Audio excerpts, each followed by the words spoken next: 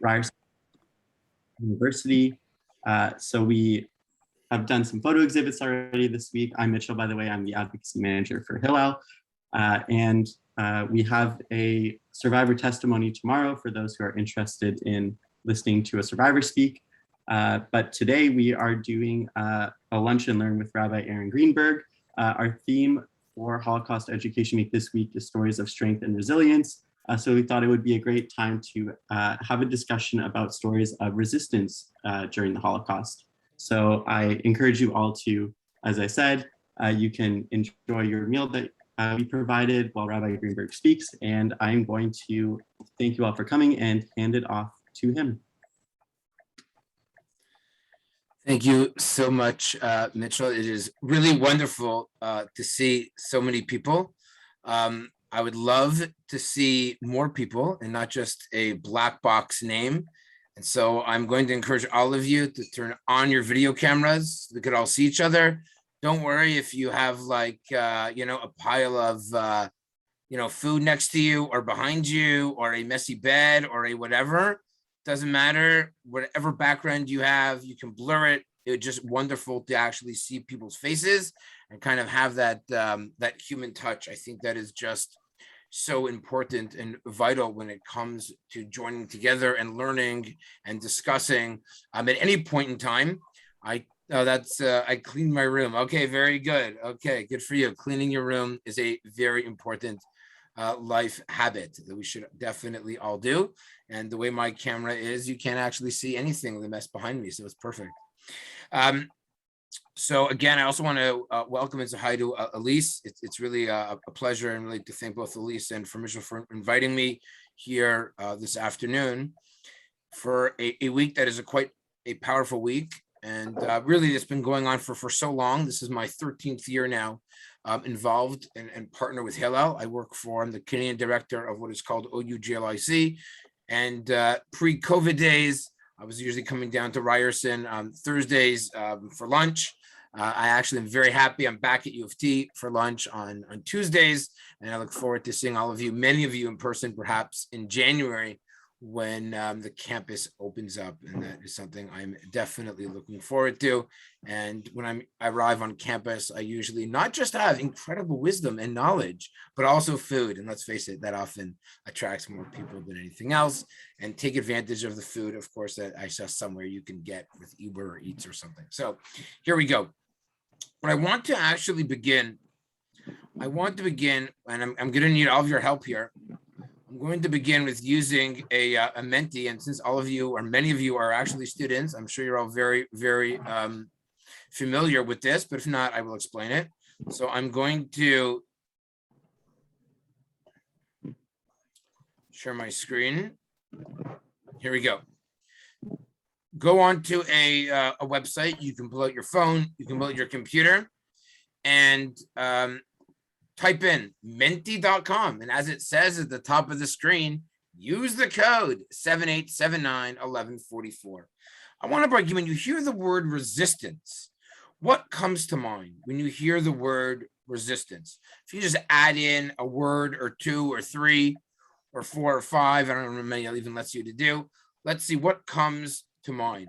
Play a game of word association, and the word is resistance. Let's see some responses pop up.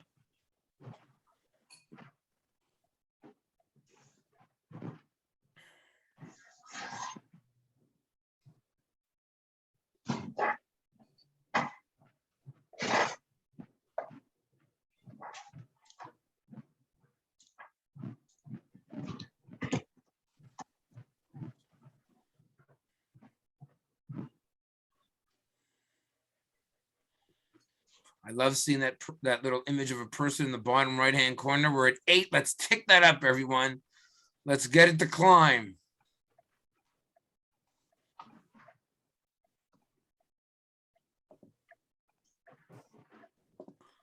Okay, we hit double digits. We're not there yet. Let's go. Come on. Add resistance. Resistance. We have resilience, hope, power. Okay, we're going. We're at 12. Look at that number. 13. It's ticking up. You have 20 participants. Let's see if we can get to, 18. For chai, for life. in Judaism? Let's go. Come on, people. Let's go. You can do it. Add a couple more. 14.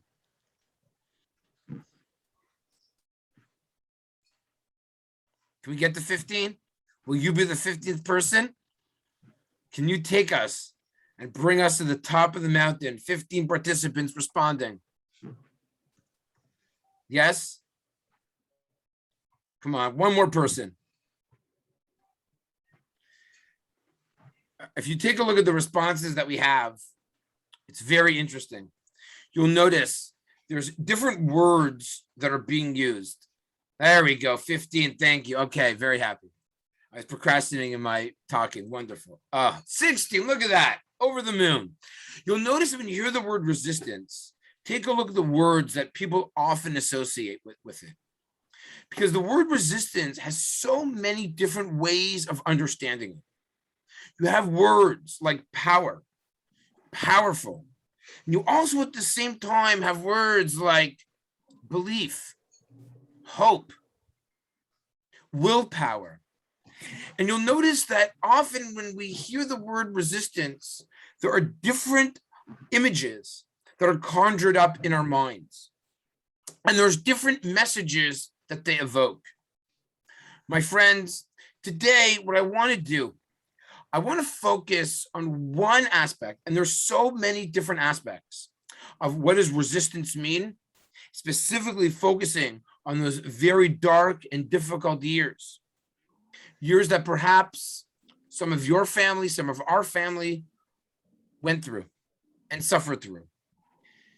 But when we hear the word resistance for today, I want to focus on one aspect and one area. But in order to begin, I want to show you, not using a digital aid, but can you believe it? An actual physical book. I can't believe there's actually something called a physical book that's like you could bend and fold back pages. I'm not aware of if people still use these things, but this is called the book. And one of my favorite books, it's called Start With Why by Simon Sinek. Every great leaders inspire everyone to take action. And this book, you can go Google it and look it up later and use some digital stuff, but I'm going to tell you an important idea. And Simon says, you get it? Simon actually argues that if you need to always focus on why are we doing what we're doing. You know, what do I mean? If you're a student and you're grinding out school, right? And you have a test, you have a midterm, you have assignment, you have a project, and you have who knows what else. If you don't understand the why are you doing what you're doing, what motivates you, what's the larger picture, what's the forest, not just the trees, you're gonna have a very hard time getting through school and being successful in school. And that is vital because you have to understand why are you doing what you're doing. You need to have a why. What motivates you? What's behind it? Because otherwise you can get stuck in the day-to-day grind of life, whether that is school or work.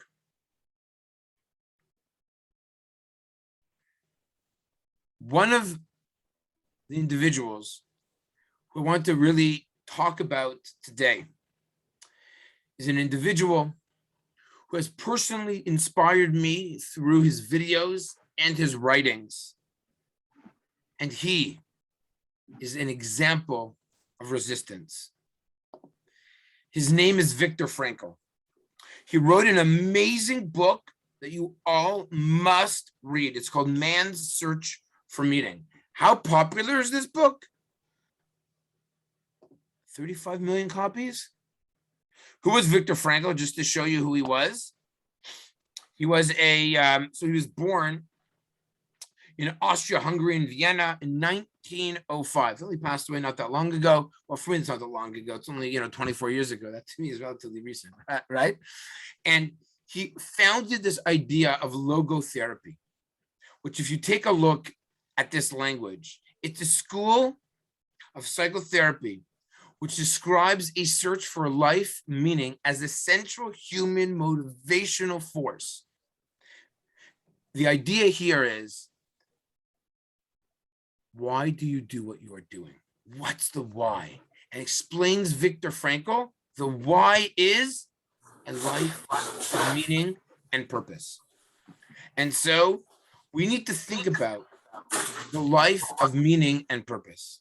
And I want to go back many decades, because for Viktor Frankl, this is something that he really, really tries to analyze, in particular, as someone who went through the Holocaust.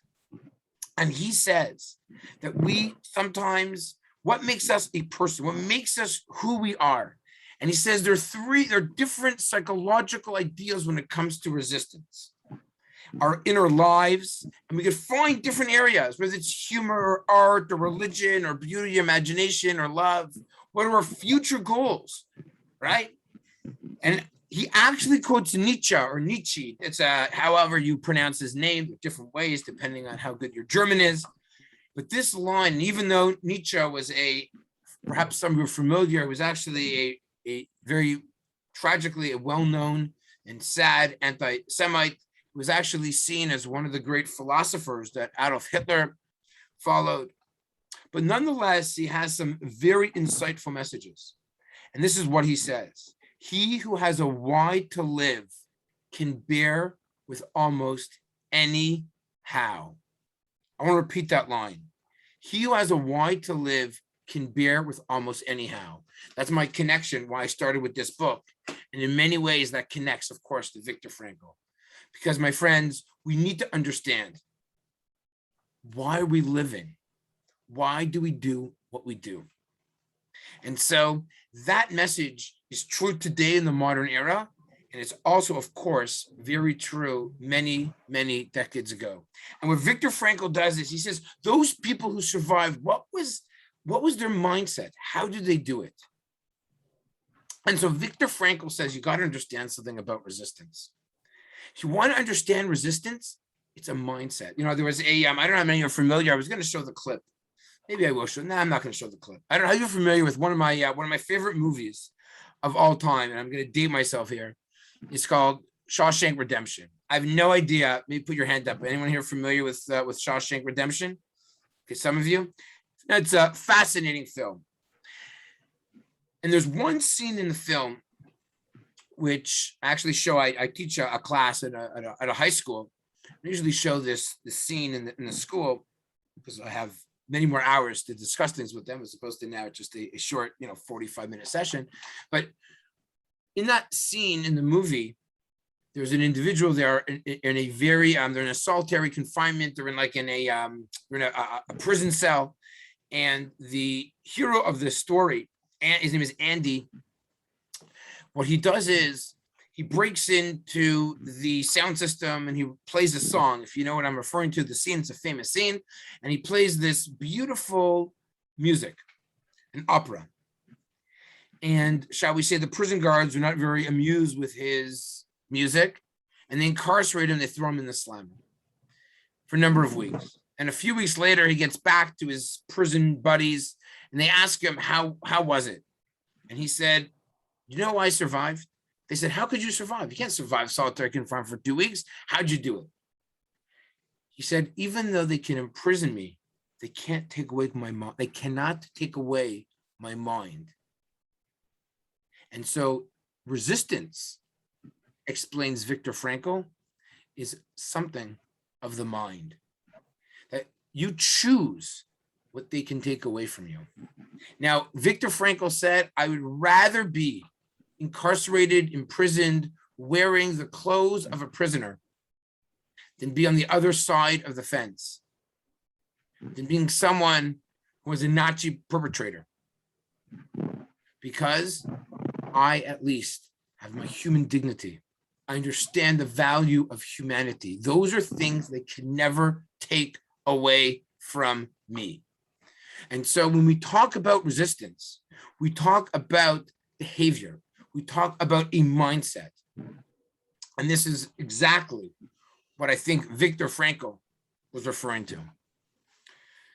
Now, I want to show you a picture. We do a quick take a look at this picture. This is one of the most powerful images I'm going to explain to you, in fact, what this is. And I think I have a caption of it. Here we go. Hopefully you can see it. This is a picture from 1932. Those of you that are not familiar, you see on a window ledge, it is not just candlesticks, but they're special candlesticks. They're referred to in Hebrew as a Chanukiah. A Chanukiah is a candelabra that is used on the Jewish holiday of Chanukah. And on Chanukah in 1932, it was right before the elections that brought Hitler to power. A lady by the name of Rachel Posner, whose husband, whose name was Rabbi Dr. Akiva Posner, took this picture. It's those of you that can see the numbers there, it's the last night of Hanukkah. There's 8 candles, and the custom is every night of Hanukkah, you light 1 candle. And so on the 8th night of Hanukkah, you light 8 candles, but you'll notice, yes, Rabbi, there's actually 9. The reason why there's 9, I always forget to explain this, is that the middle candle is like the candle that is used to light all the other candles. So in the 8th night of Hanukkah, you light 1 candle that then lights 8 candles, and you place that in the center. That's why there's not a picture of 9 candles that are kindling, but is the 8th night of Hanukkah. Here we go. And so they took this picture after they lit this Chanukiah on the last night of Hanukkah. And they took it, and look what's behind them. Look at the image that's behind them in the background. There's a window, there's a ledge of a family home overlooking this building across this from the street that has a Nazi flag, which is draped down. Rachel Posner writes, and you'll see here, there's an English translation. Hanukkah 5792, there's a way we count the years based on a Jewish tradition. The year is 1932 in the more familiar way that people are familiar with the date. Quote, death to Judah, so the flag says. Judah will live forever, so the light answers. What a powerful message of resilience. That in the background, in 1932, moments before the death and destruction of millions and millions and millions of people, and more than 6 million Jews, a family lights a very powerful message by their windowsill. What a sign of resistance. What a sign of strength.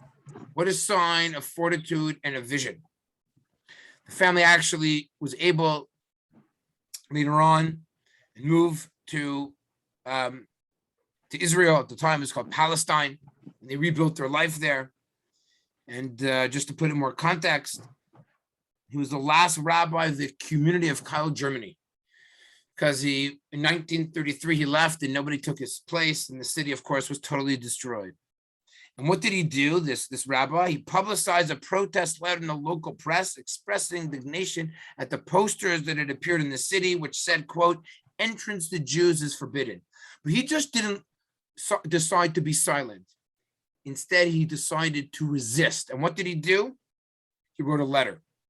And he was summoned by the chairman of the local branch of the Nazi Party. An event, of course, there was a debate that took place. And of course, it did not favor the Jewish community at all. And so he decided, and he encouraged everybody to leave and to emigrate. And tragically, many people were not able to leave, and they died in various camps through those dark years. And some were, however, and he was able to convince many of his congregants to leave and to make it out to Israel, to America, and before it actually got much, much worse. And so you see this as a sign. Here's an individual, a rabbinic leader. I have, of course, an affinity towards rabbinic leaders. And you see that he's able to inspire his people. He sees the writing on the wall. He takes his wife takes this powerful image. Says, this is a sign of resistance. We are not going to disappear. And so they left Germany. And they transplanted their lives in Israel. That is a great example of what it means to show resistance. I want to also share with you another image. Here we go. Let's do this scenario actually first. Okay. There are a number of books that were written during this time. And I want to read to you a very difficult situation that took place.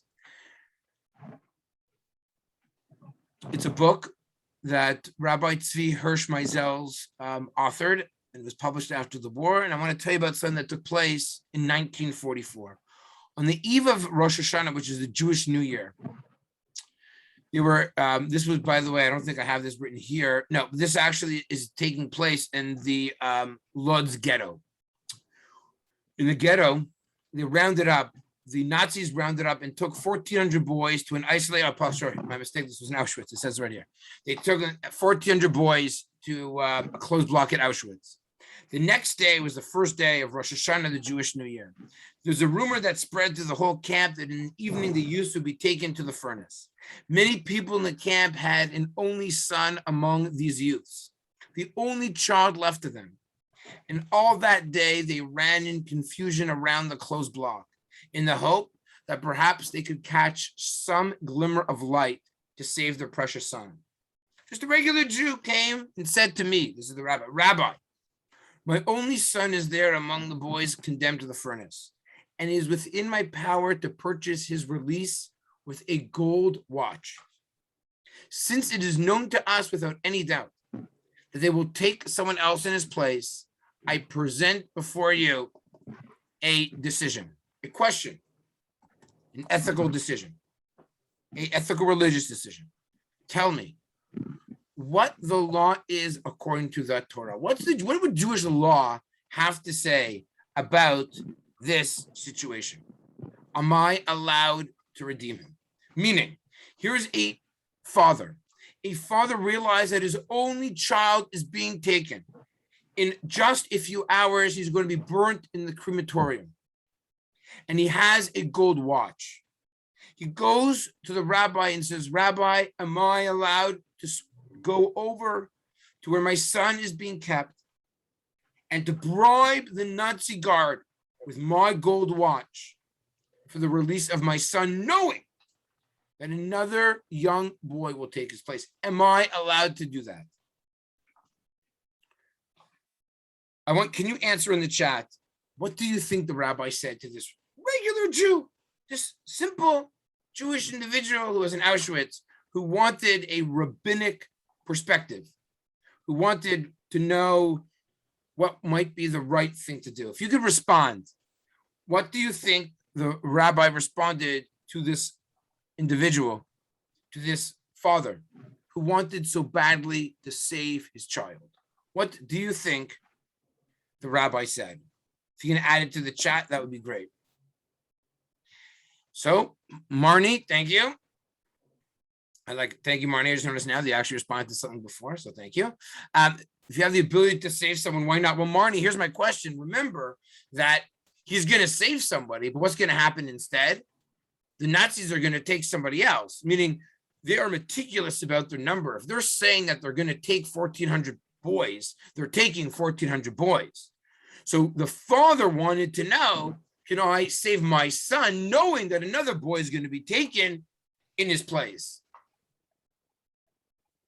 Right? So Rebecca responds and says, I think that, the rabbi is going to say, don't save the son because someone else is going to die. Thank you, Rebecca. Thank you, Marty. Anyone else want to perhaps, what do you think the response should be? What do you think the rabbi said? What do you think? What would you do? Someone asks you the question. Hope says, I agree with the little arrow going up. Okay, thank you. Lucy says, I'm not sure, but I think he would give some vague answer requiring the father to think about what he values more, his son's life or his moral code. Okay, thank you, Lucy. I think the rabbi took into account the other boy might die later on consent situation, so maybe save his son. Oh, so Madison says something interesting that, well, you're going to save your son now. Let's face it, another boy that's going to be taken, chances are he might die later, today or tomorrow. Okay. That's definitely a possibility. Sense to say, right? So maybe if you have an opportunity to say someone right now, say that person right now, you don't know what tomorrow's going to bring. Thank you. So this was there's a reason why I find this story very powerful. Number one, you'll notice that at first glance, this is not about a classic case of resistance. But I want to argue this is all about resistance. Because if someone in this situation, in Auschwitz, when their son is being taken captive, can ask about morality, Jewish ethics, values, what is the right thing to do? Can you believe it, my friends? What's the right thing to do in Auschwitz? Isn't it about worrying about my own and my family's self-preservation? Wouldn't that be of paramount importance? But the message here is that, you know what resistance is? I still want to do what's right. They can't take away my morality. They can't take away my freedom. Viktor Frankl says he saw countless men and women give up the bread to help someone else. Did he see people stealing? Of course he saw people stealing, but he says he saw many more people sharing and helping. And the most important thing Viktor Frankl said that he always saw wherever he went during those dark years was that people offered words of hope. And that is how, in fact, he survived. He almost collapsed during one of the marches, and someone turned to him and said, "You can't give up. Think about your family. Think about the future of the Jewish people, of society. You can't give up. You have to take the next step forward." And so he did. And so did many people. Tragically, of course, many were simply unable to. But the fact that you're willing to ask a question of morality means that you're not robbed of your morality, you're not robbed of your dignity, you're not robbed of what makes you a human being. That, my friends, is the greatest act of resistance. One of the greatest acts of resistance is that when they want to rob you of being, when they dehumanize you, when they strip you of your hair and they remove your name and they tattoo you with a number, and they try to remove everything about you that's human, resistance is, I'm going to become a human in any way that I can. And there are countless stories of people trying to celebrate not just the humanity, but Jewish holidays. How they took a piece of a mattress and they burnt it for a second, a wick to have a wick to light the Hanukkah candles, a Jewish holiday, which is in a couple of weeks. That's about light and hope and survival and realizing what it means to be part of the wonderful nation. And so this is what happens when we have this idea of what does it mean? What is our ability to celebrate Jewish holidays? Even during the darkest of times. They smuggled in a shofar for Rosh Hashanah, which is an instrument that is blown to celebrate the Jewish New Year, knowing that if they were caught, they'd be sentenced to death. I saw with my own eyes, there's something which many individuals who are religious, for men, they don what's called tefillin. These black boxes that have different scrolls on them. And I know someone who has his father actually passed away. He's an elderly man. He himself is in his 60s. He has the pair of tefillin that his father smuggled in the bunker of Auschwitz and put on every single morning. They rolled under their bed, they put it on, and they rolled back up. And he passed it on to many other people, knowing full well that if anyone was caught, they'd be shot and killed, them, and probably their whole bunk. But they did it anyways. Because do you know why? Because resistance, you can't take away certain things from you. You try, but I'm not going to allow them to do it. And that, to me, is such a powerful story, such a powerful message of what does it mean? What is true resistance?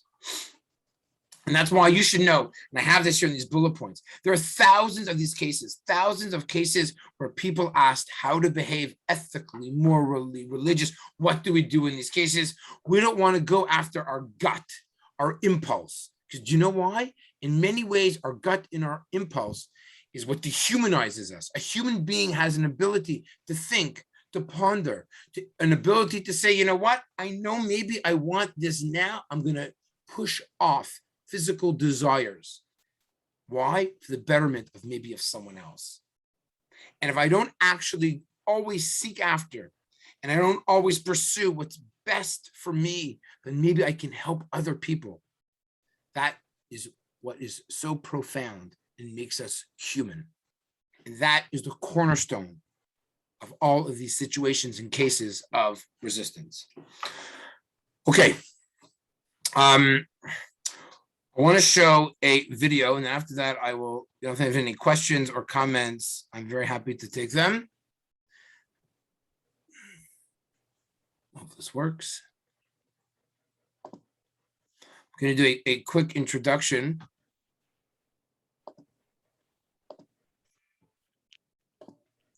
I'm going to show a video. I'm not going to play the whole thing. I'm going to play most of it, though. A lot of it will be explained in the video. This is truly an amazing story of, as you'll see, he's the youngest child survivor from Auschwitz.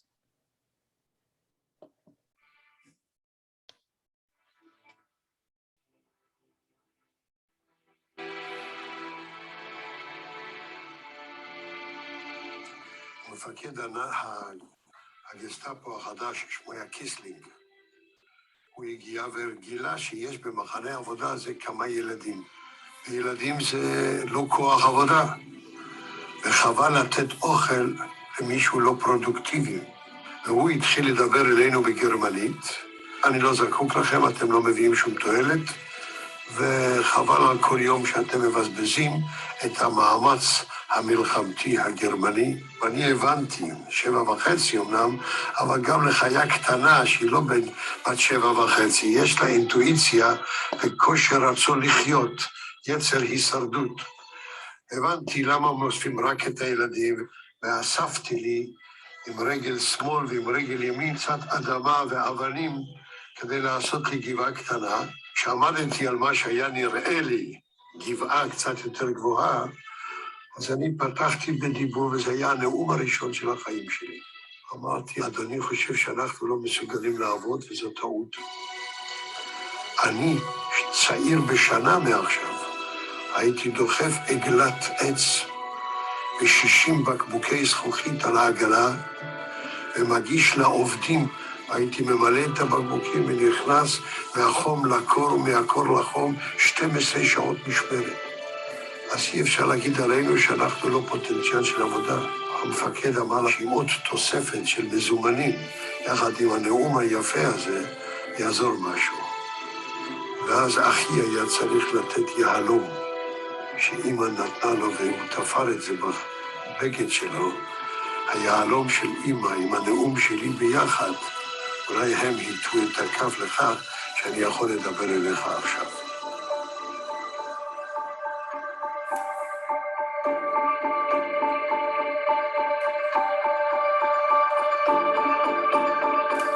ידעתי שאני יהודי, ידעתי שאני בן של רב, כי אני זוכר היטב את אבא. הוא היה דור 37 ברבנות. כשאני באתי לארץ, היינו העולים הראשונים שהגיעו לארץ אחרי השואה. דוד לקח אותי לביתו, ונתנו לי להבין שאני ניצלתי כדי להמשיך את השרשרת. כמו במרוץ של לפיד, שמעבירים מיד ליד את הלפיד, אסור לי לכבות את האש הזאת. כך שדווקא השואה שלרבים יצרה משבר מסוים באמונה, אצלי זה היה רק מנוף שדחף אותי ונתן לי מוטיבציה חזקה להמשיך במקום שהגרמנים ניסו לנתק.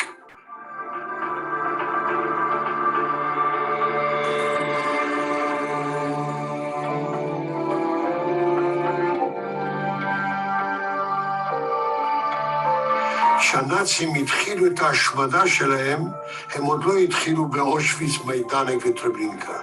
קריסטל נחת. שרפו והרסו יותר מ1,000 בתי כנסת בלילה אחד. פה הם הראו את הכוונה, הם הראו את היעד, את התוכנית. כשאני יהודי נפרד מהמסורת של אבותיי, אני נותן את המפתח של הניצחון ביד הרוצחים של סבא וסבתא שלך. התשובה היא לא כל... Okay, this, by the way, I had an opportunity many times to actually speak with Rabbi Lau when he came to Toronto a number of years ago for a dinner. Really an incredible figure, very powerful, very erudite. He went to Auschwitz every single year, March of the Living, and would speak there for those who are familiar with March of the Living. It's when people go back to where students, young men, young women, young adults would go to on a Poland trip. He often spoke on the day of the march, and he would address the crowd that was there. And the amazing thing about Rabbi Lau and the speech that he just gave is twofold. One, what was the message that the Nazis wanted to do? And if you understand history, you'll understand really their goal. Their goal was the destruction of the Jewish people, and it is crystallized by the night of Kristallnacht, the night of shattered glass. Because that is when they destroyed thousands and thousands of synagogues and burnt the holy books and writings. I'm sure you can see behind me a number of different books. Books are very important to the Jewish people. And studying and learning is the cornerstone of everything what we do. You can see the number of books. And so the destruction of those books is almost a sign of really an indication of where they wanted to go. If you destroy Jewish life, you will destroy the Jewish people. And then they had other missions and other goals they wanted to accomplish in terms of domination and power, but that was at their core. And so Rabbi Lau, how did he show his resistance? This is why he is another one of my tremendous heroes, is he showed his resistance, not even by, he didn't punch anybody, he didn't shoot a bullet against anybody. His resistance was in his mind and in his heart. His resistance, and I understand, of course, there's a time where you have to show self-defense. There's no question, of course, that's true. Don't misunderstand me. Of course, that's true. But one of the greatest ways to show resistance is to try and be stronger in terms of what it means to be human. For Rabbi Lau and others, and for some of you, what it means to be a Jewish student. And I think all of those messages are so powerful. We want to talk about resistance because there's such sometimes, we talk about how what does resistance look like? What does it mean to resist? And sometimes you resist by living, you resist by being, you resist by smiling. If they don't dehumanize you, if they don't destroy you as a human being, I had a one of my great teachers, who was a Holocaust survivor, passed away a few years ago. His name was Rabbi Yehuda Amital, of blessed memory. And he used to always tell us that what we need to do is to engage the world and to engage people and to truly be happy with life as a way of showing the Nazis a sense of resistance by more studying, by more learning, by more celebrating, by more commitment, by coming together in moments like this, by connecting to the people and to the world. That is how we, many generations later, can show our resistance. And I think that there's no question. When we talk about Holocaust Education Week, I'm not interested in details and facts, right? Oh, Kristallnacht happened on this date. I'm not saying it's not important. That is important.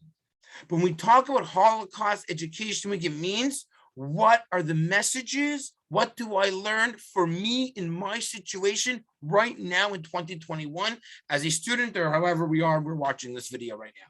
That is what it means. What do I learn from it? Because it's about Holocaust Education Week, not for them, but for me, for I. How do I reflect? How do I grow? How do I become better tomorrow?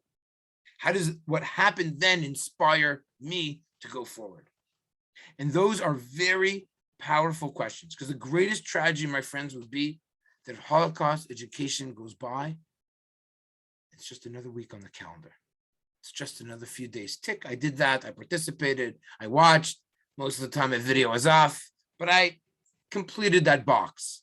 That is so tragic. That is so unfortunate. But rather to use these days as a time to think, wait a second, what does this mean to me? To a Jew and non-Jew, what does it mean to me as who I am? How can I enhance my life based on what happened in the past? How do I move forward? How do I show a sense of resistance in the life that I lead, and where I want to become and where I want to go, and make it better for all those around me, as individuals, as Jews, as part of Hillel, as a part of what we are really here to do. So that is, as I say, Rabbi, I could really talk forever, so I could talk forever. But what I want to do now, I want to open it up. I'm happy to take questions. You can, I think everyone has the ability to unmute themselves. They do. Thank you, Mitchell, for that nod. If or post it there in the chat. I'm happy to try and attempt to respond to questions. If anyone has any reflection comments, if you have perhaps a family member who went through the horrible tragedy of the Holocaust, and you know something from them, and you want to comment on it, I'd be happy to hear it. We'd be happy to hear it. Please feel free to do so. I know in Zoom, it is not always, shall we say, that easy, or people want to, but I encourage everyone to at this point in time.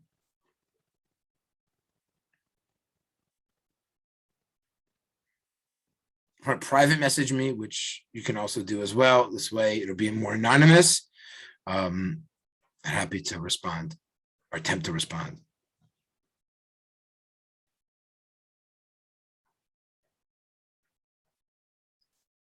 Came out so surprised, aren't people? Zoom doesn't always lend itself to that type of interaction, which is why I don't like Zoom. It's better than to complain about. You guys have been on Zoom a lot longer than I have. Although I was using Zoom before COVID, so. While we still have a few more minutes, I want to actually then, if that's possible, I want to actually throw out a question to the group, to the audience. And that is,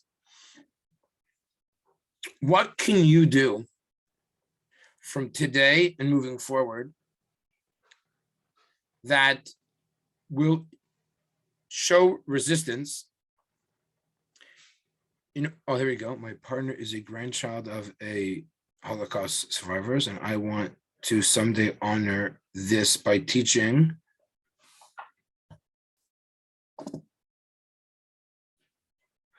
what was the next line? I'm editing it to our children. I'm going to forget. Okay, so Marnie, thank you very much. Thank you for that. I appreciate that. But I'm going to challenge you more, Marnie. I'll tell you why. Because not wanting to forget is not sufficient. And I'll explain to you what I mean. I actually don't like the line that's often said, no, the Holocaust, you don't forget. That, you know what that means? That unfortunately doesn't translate into action. Take a look. There's a great book called Zachor, Jewish Memory and Jewish History by a professor from NYU. And he wrote an amazing book. I have it on my bookshelf behind me. I'm not going to get it now. But he talks about how when you take a look at the word memory in Hebrew is Zachor. It's actually written in the Bible, I believe, 26 times. And guess what? There's always an action afterwards. Remember? And you need to do something. So memory is not just something which is cognitive, which is left to the intellectual realm. So not forgetting, okay, that's nice, I'm not going to forget. I know your name, I'm not going to forget your name. That's nice. That's not sufficient. It requires an action. It requires something of doing. So let's think, Marnie, thank you for that. Sorry to pick on you, but that's okay. Okay, thank you. So now Marnie is taking, Madison is taking it to the next step. And that is, I want to make sure this atrocity never repeats. I also want to promote knowledge rather than ignorance. Okay, thank you, Madison. That's great. This atrocity never repeats. So you should know, unfortunately. So fortunately and unfortunately, there's a couple of things here. Oh, someone even raised their hand. Okay, hold on. I'll get to you. Thank you. Wow, this is great. This is what I was looking forward to. So two things I'm going to comment on, Madison. Number one, I agree with you. This atrocity should never repeat. But here's the thing. There have been many genocides since then. Number two, it's true, though, there hasn't been any gas chambers since then. So when you talk about atrocities specifically leveled at such a mass scale, that really has not happened again in that sense, for sure not. It's been, I'm not going to, it's a much more complicated conversation for us for another time. But, you know, it's a, you want to make, what was the last line that you said? Promote knowledge rather than ignorance. Yes, knowledge of what? This is what I wanted to ask, push you on Madison. You raise your hand. I'm going to actually choose you for Madison. If you don't mind speaking, we'll get to Rena in a second. Yeah, I would actually love to. So I found in a lot of situations, ignorance potentially can lead to so many causes of kind of, I guess, issues, you know, anti-Semitism, racism, sexism, and it's not, some people just, that's the way that their mindset is. But in other instances, they're just completely oblivious to, I don't want to say everything, but in many situations, it's like when you actually give them the knowledge and then let them decide after they have all of that knowledge to do with whatever topic, sometimes their mindset will change a little, because I find that in a lot of cases, it's not that they're bad people or not that they, I don't know whether it's passed down from families, thoughts or whatever, but they don't really have the means to make their own decision without having all of the facts, without having all the background knowledge. Okay, thank you. You know, Madison, thank you for that, by the way. I appreciate that very much. I'll tell you what to me is one of the greatest tragedies that I believe is a question we have to ask ourselves. Germany was the center of the cultural and moral universe. It was the center of Europe. And it was Germany that helped perpetuate these evils and atrocities. This didn't happen in a far out region. This didn't happen in, like, you know, some place that we've never been to, never heard of. This happens in Europe. It happens in Central Europe, right? How do we respond? How do we deal with how could human beings commit such atrocities and people in the world not care? And by the way, Canada is not immune. None is too many. If you know what I'm referring to, go look up that quote, none is too many, right?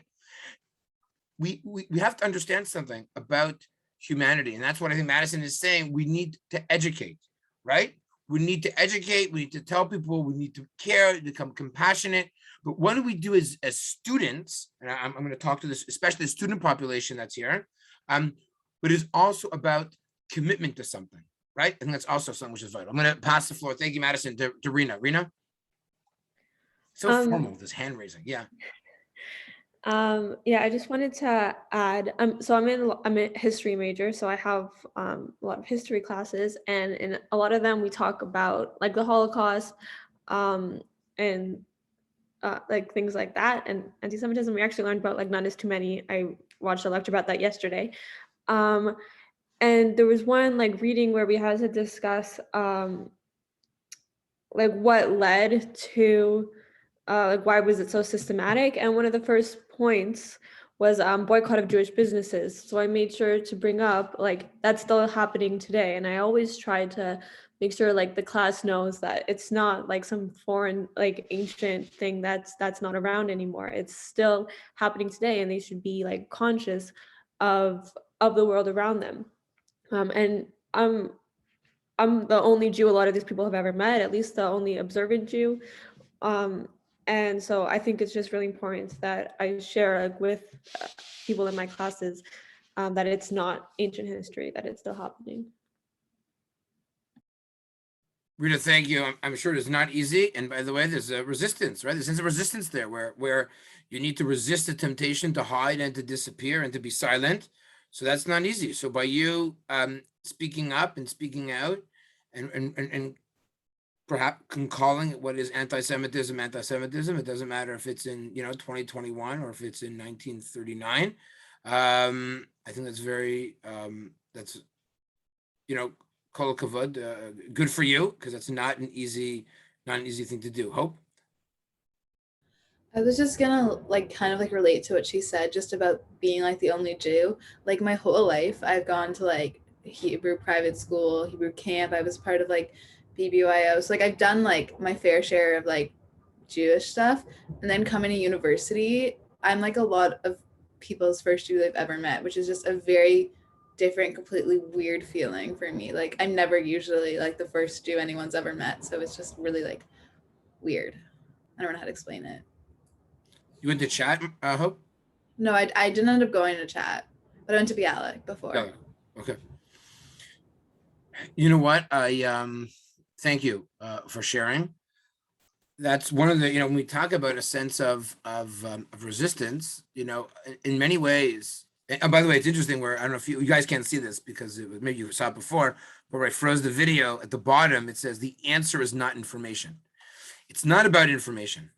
Information is important, but that's not what motivates people to respond, right? It's about the why. You understand? Yeah, you need to have a why. Why is this important? Why is this a value? And I think and that's not highlighted enough. So it's not about, and that's what's amazing sometimes about this week. And I saw what Ryerson in particular, what you guys are doing for Holocaust Education Week, it's information is there, but you're often asking why. Why is this important? Why is this necessary? Why is this relevant? Why do I have to speak up? Why do I have to still get involved with things, right? Why do I, and help the question, why do you still feel so isolated? Right? How can that be that you feel isolated? You seem like a very, sociable. Now it could also be because you're a black, you're right now in a little box on my computer. That seems very isolating, right? So it's okay because we're going to see you in January. It's gonna be amazing, right? But what I think, what I think we have to remind ourselves is the why. Why is it important? And sometimes we're not educated enough. Sometimes we don't understand enough. What is it? Why is it that people felt it was worth it to ask questions about Jewish morality and Jewish values and Jewish holidays? Why? Why do they feel that it was important enough? I think that's a very powerful question that we have to ask ourselves. Why was it important to them? Why is it important to them? Why should it be? Why could it be? And I think these are important questions that we need to ask. We need to take a deep dive in and explore the why of so many things. Not just what, but why. Human beings are meaning-seeking creatures, right? We want to know why. No other creature asks the question of why. It's a transcendent question that humans ask. I think that's so important. So thank you, everyone. Great. Anyone else? Any other raising hands or comments? Okay. Thank you. It's at 12:54, which means by the time I finish, it'll be 12:55, and I think we could end 5 minutes early. I think no one will be upset. Instead of receiving my full fee for the hour, I'll give back, 5 from anyways. But really, I want to thank all of you. And I encourage you to continue to ask why, and I continue to think about what does it mean to be part of a nation and a people, or to know of a nation and a people who, even though we were persecuted, and by the way, not just in the Holocaust, we were exiled and kicked out of every single European country once, and many European countries twice. We never gave up hope, and we never, ever despaired. We always brushed ourselves off. That's why I love the name Hope, right? I love Hope. I love it, right? We always brushed ourselves off. We stood up and we rebuilt our Jewish lives whenever that was. And after the Holocaust, when we could have waved the white flag and surrendered, instead we rebuilt major centers of Jewish life, both in America and in the land of Israel. And I think that is a sign of resilience. It's a sign that we can get knocked down. We can lose a third of the Jewish people, but it does not mean that we give up hope, but that we blame, and we don't blame people. We're like, you know what we're going to do? We are going to be able to take a step forward and to rebuild and to regrow and to look towards tomorrow and make tomorrow a brighter and a better place than today. Thank you, everyone. Thank you, Rabbi Greenberg. Thank you, everyone, for coming.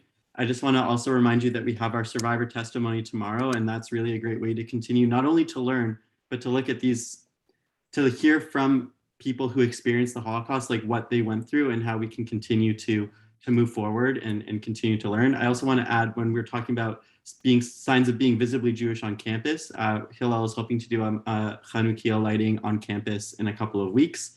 So stay tuned for that as well. And for anyone who needs a space to process, please reach out to me, to Rabbi Greenberg. We'd be happy to talk to you to continue the conversation. And yeah, thank you again just for coming and for continuing to just show up, because we really notice and we appreciate that.